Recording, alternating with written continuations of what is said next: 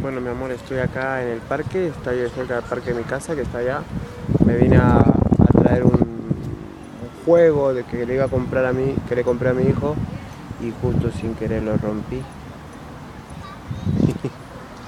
Así que bueno, voy a tener que arreglarlo de nuevo y enviárselo, o me lo quedo yo. O me lo quedo yo. No, no voy a, me parece que voy a tener que comprar otro. Así que, uy, mira cómo quedó. Lo que pasa es que estas porque son una mierda, son. Eso es lo que pasa.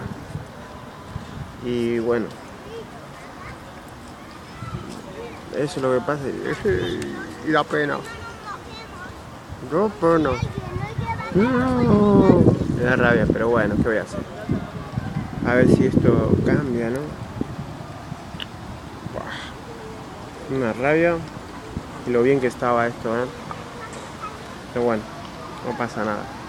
Simulando, bajé la cabeza. Simulando. Y bueno, acá estoy. Y bueno, espero que veas este video. Que bueno. ¡Beso!